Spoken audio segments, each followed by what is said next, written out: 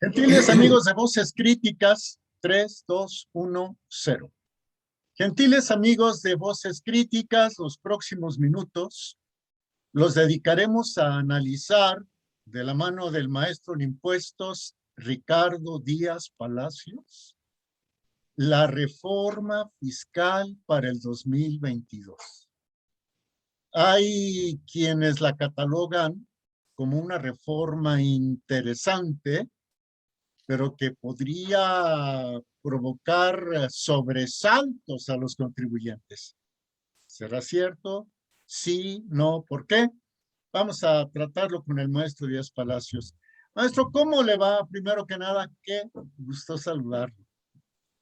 Muy bien, maestro, muchas gracias por la invitación. Aquí andamos a sus órdenes, maestro. Gracias. Interesante esta reforma, ¿no? Sí, realmente es interesante la reforma.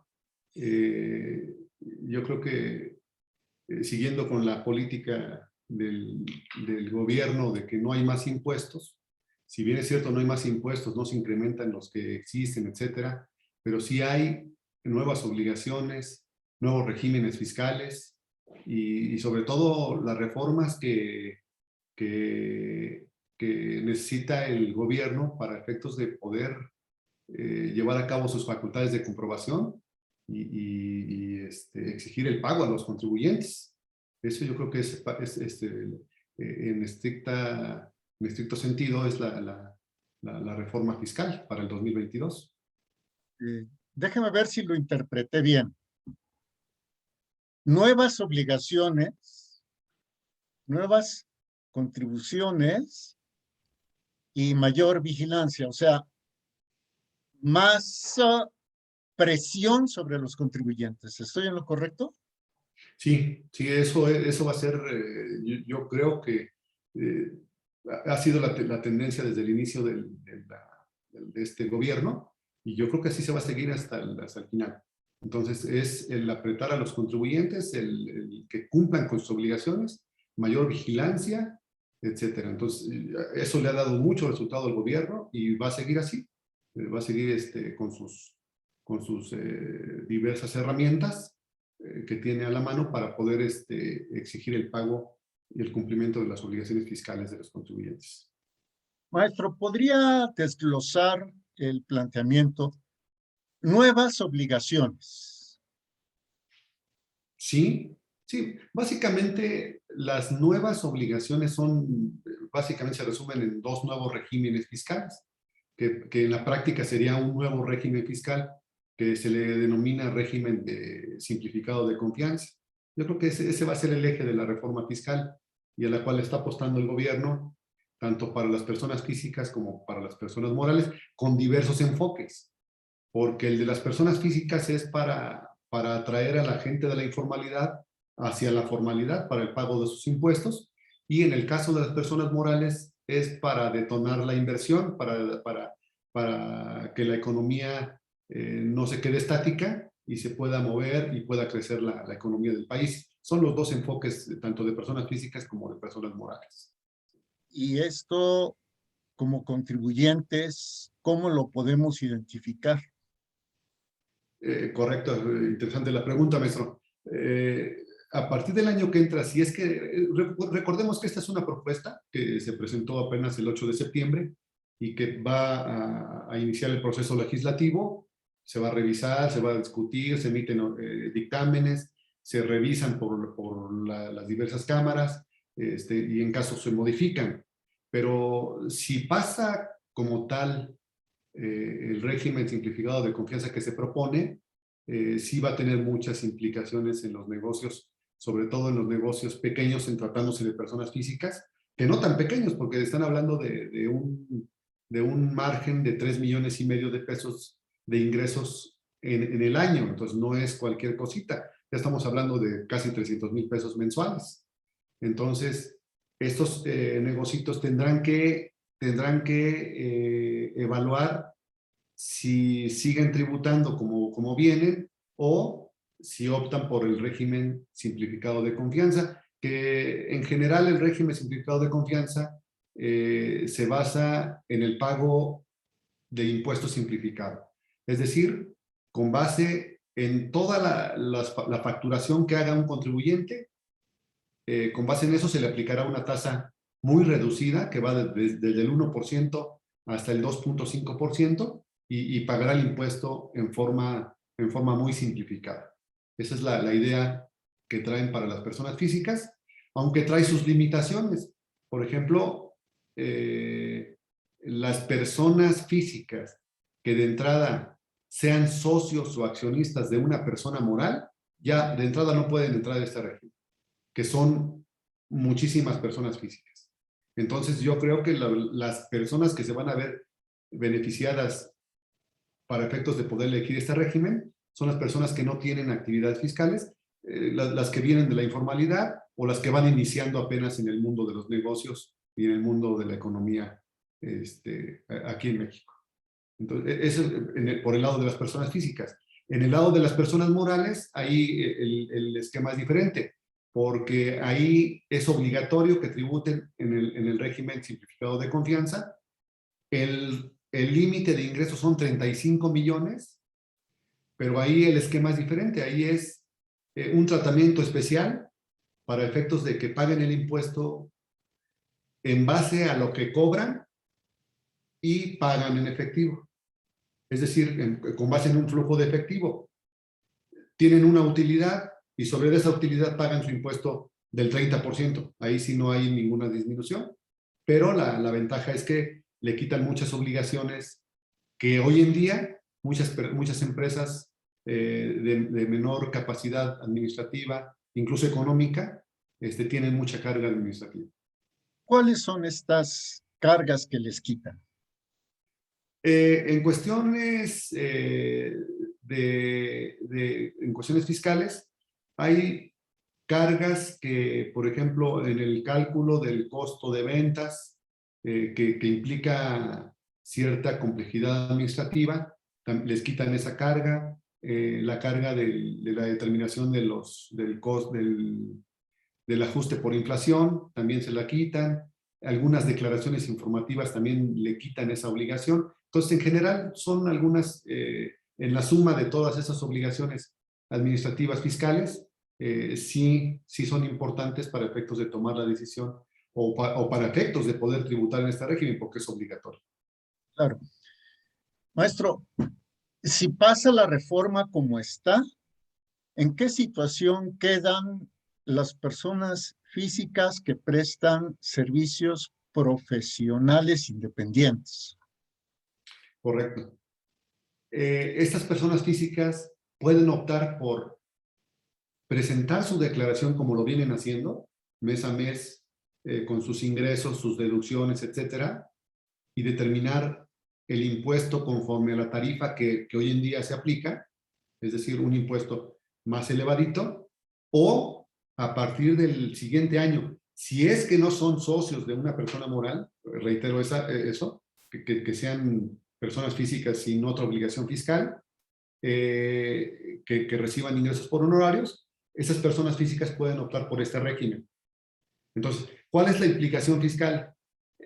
Es únicamente en el impuesto sobre la renta.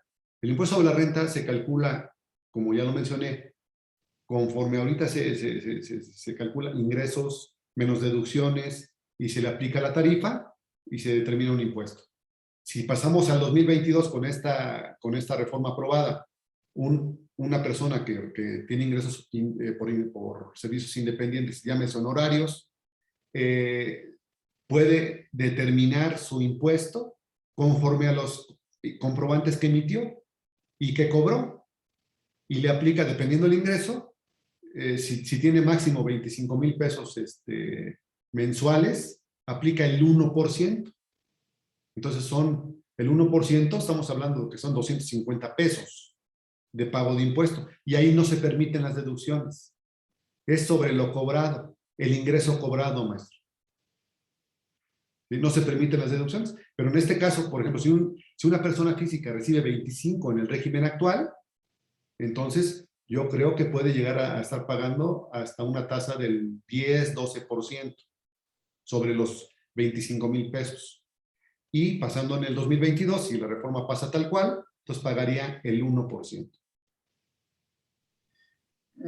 Pero, ¿qué tal si en un mes una persona física presta servicios independientes, cobra por honorarios 25,000 pesos y en el otro 45 y luego se va con 20, 20, 20, 20? ¿Eso afecta o no tendría nada que ver? No, no afecta, maestro, porque hay tasas, si rebasa 25 en el mes, en un mes rebasa los 25, aplica el 1.1%. Es decir, va por rangos de ingresos. Hasta 25 es el 1%. Después de 25 hasta, me parece que son 50,000, el 1.1. De 50,000 a 80,000, 90,000 pesos es el 1.5. Y así nos vamos hasta 250,000 pesos mensuales, aplica el 2.5%. Incluso 300,000 pesos mensuales, aplica hasta el 2.5%, sobre 300,000 pesos. Entonces estamos hablando que si obtiene 300,000 pesos de ingresos en forma mensual, va a pagar un impuesto de 7,500 pesos, 7,400 pesos, con el régimen, si es que lo aprueban en el 2022. Esto sí convendría a las personas físicas que facturan honorarios independientemente, o sea, de forma independiente, ¿no? Por supuesto, maestro. Aquí la tendencia de la autoridad, o lo que yo percibo que quiere la autoridad, es quién está tributando. Págame poquito, pero yo voy a saber quién está tributando para efectos de tener el control. Bueno, ese es en el escenario positivo, pero en el escenario negativo. El escenario negativo en el del pago del impuesto, maestro. Sí, no me supe expresar. Es que la verdad son temas complejos. O sea, el gobierno sabe que las personas físicas que facturan se pueden cambiar de régimen a este simplificado. Pero pues ya de cualquier manera, ya de antemano ya sabe quiénes están contribuyendo. O lo que pretende es ampliar la base de contribuyentes, es decir, decirle a los que actualmente no contribuyen, mira, vente y vas a pagar menos. Va a compensar, ampliando la base de contribuyentes, va a compensar la merma que le produciría si se aprueba, la merma que sufriría el fisco por los que se cambien del régimen actual al nuevo. Sí, por supuesto, maestro.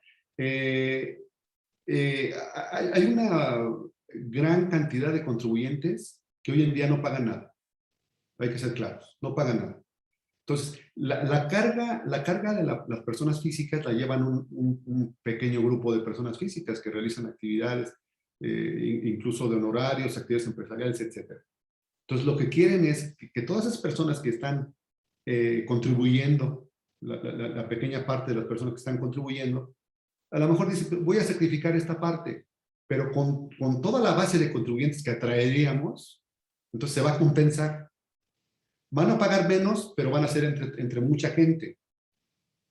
¿Por qué? Porque se estima que gran parte de la informalidad o de las personas que no están pagando impuestos se incorporen al padrón tributario y empiecen a pagar. Entonces, a lo mejor pagan menos, pero mucho más gente que pagar mucho más impuestos, pero un grupo selecto que realizan actividades formales hoy en día. Claro, usted y su servidor ya estamos fiscalizados, o sea, saben lo que hacemos, ¿no? Y estamos sin problema porque lo hacemos de manera transparente. Pero, ¿cómo van a convencer a las personas que están en la economía informal de que lo hagan? Porque si lo dejan a que sea de manera voluntaria, dudo que quieran hacerse visibles ante el SAT. Sí, correcto. Hoy en día hay la cultura fiscal es, Es mientras nula menos casi. es mejor. Uh-huh. Entonces, yo creo que tendrán que incentivar. Los incentivos de hoy en día son insuficientes, yo creo. porque los están o pretenden hacer sorteos del SAT y del Buen Fin, etcétera, pero yo creo que son insuficientes. Tendría que haber más incentivos. Que bueno, ya de por sí la tasa de impuestos puede llegar a ser un incentivo, pero yo creo que la gente en su muy interior no creo que quiera aparecer en la foto del SAT. Eso lo tengo claro. Eh, a lo mejor habría que promover, habría que publicitar la tasa de impuestos. Nosotros como contadores, como profesionistas, tendríamos que hacerles ver los beneficios que cada una de las personas tendría en caso de que se incorporaran al padrón tributario. Por ejemplo, el que su dinero esté más limpio, que sus cuentas bancarias tengan dinero que ya está pagando impuestos, que puedan soportar esa parte. ¿No será, maestro Díaz Palacios, que los bancos fungirán como soplones al SAT y que en la fotografía del SAT están desde Alberto hasta Zenón, ¿no? Pero resulta que hay otros muchos Albertos y otros muchos Zenones, se oyó muy feo, ¿verdad? Que no están en el SAT, pero que sí tienen cuentas bancarias. ¿No será que por ahí los van a detectar y les van a decir, oye, ganas, pero no pagas impuestos? Sí, eso ya viene desde cuándo, maestro. La cuestión bancaria ya viene de hace algunos años. Va muy de la mano la cuestión financiera con la cuestión fiscal, o sea, viene desde cuándo. Incluso hay por ahí gente que señala que la fiscalización debería ser a través del sistema financiero, lo cual el SAT, pues, no, sus políticas no van por ese lado, pero sí es una gran herramienta el que los bancos y las instituciones financieras ayuden al SAT, por supuesto que de ahí se apoyan, pero ya existe esa información. El SAT no sé cómo está en sus controles, su parte interna, para efectos de poder encuadrar la parte financiera con la parte fiscal. Eso es. Ahora, finalmente, usted nos indica que si la reforma pasa como está, habrá mayor capacidad de vigilancia sobre los contribuyentes. A los que están bien, no creo que les preocupe, pero a los que no están bien. Sí, eso definitivamente sí les tiene que preocupar porque cada vez las herramientas del SAT son más precisas. Y es por eso que hoy la recaudación no se ha caído, incluso se ha incrementado, porque las herramientas del SAT hoy en día son muy efectivas. Son mucho más efectivas que hace algunos años. Hoy en día, con algunos datos de la base de datos del SAT, puede detectar cuánto facturó un contribuyente en cierto tiempo, o a quién le está facturando, etcétera. Entonces, hay que tener mucho cuidado, porque día con día se va sofisticando la información que tiene el SAT y tiene mayores herramientas para efectos de detectar en forma efectiva quién está evadiendo impuestos.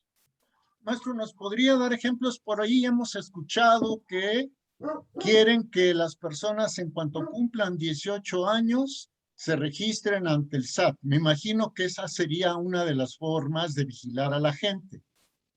Sí, por supuesto, por supuesto. Hoy en día, maestro, ya existe la herramienta en los bancos de que cuando uno abre una cuenta bancaria, automáticamente ya se genera un RFC,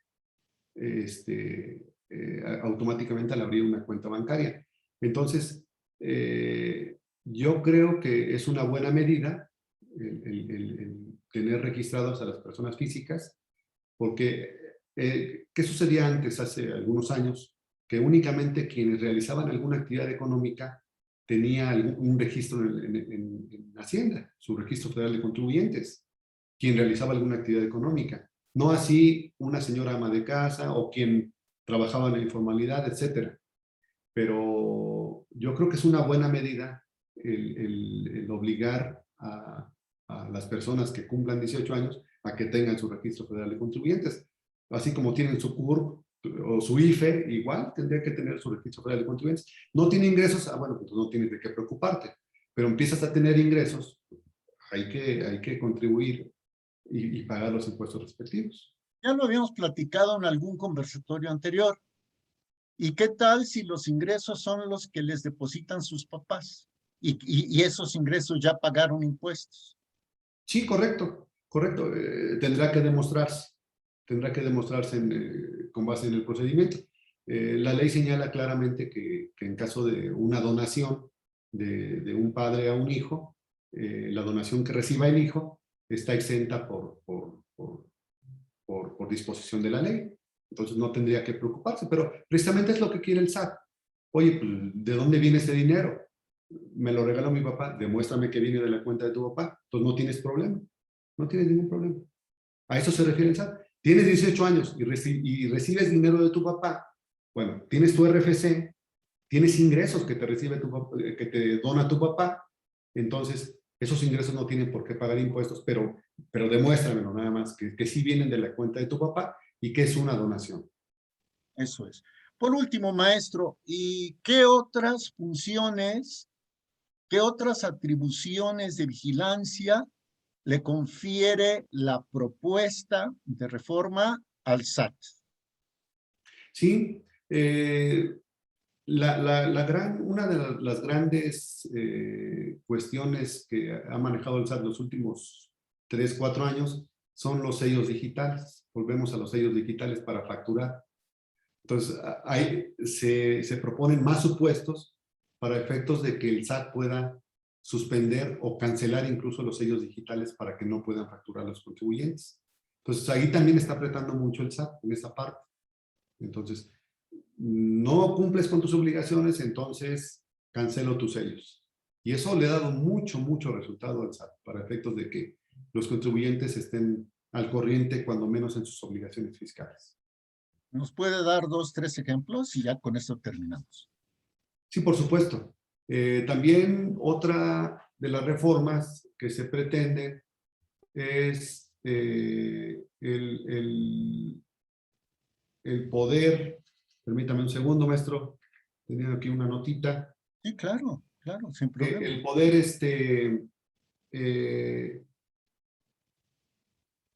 señalar los contribuyentes que, permítame, maestro. Y esto lo editamos, maestro, no se preocupe. Usted Sí, búsquelo con toda calma. Y sí, si porque quiere, le ahorita a puedo... la mano no lo tengo, maestro, pero... No se apure. Esto lo vamos a cortar. Esto no va a salir. Ok. Así que con toda calma. No se preocupe, maestro, ahorita lo...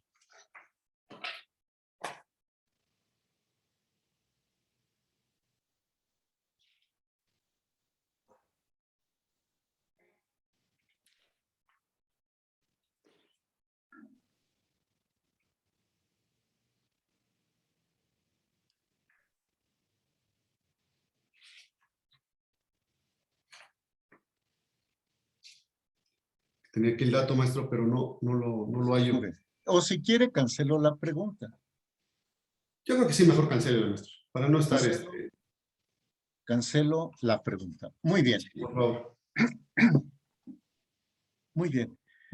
¿Quiere que pregunte algún dato de contacto de usted por si la gente quiere comunicarse Sí, gusta, maestro, por supuesto. ¿Sí? Perfecto. Sí. Muy bien. Entonces, cancelamos la última pregunta, mi Morris, por favor. Cancelamos la última pregunta y nos vamos a la conclusión.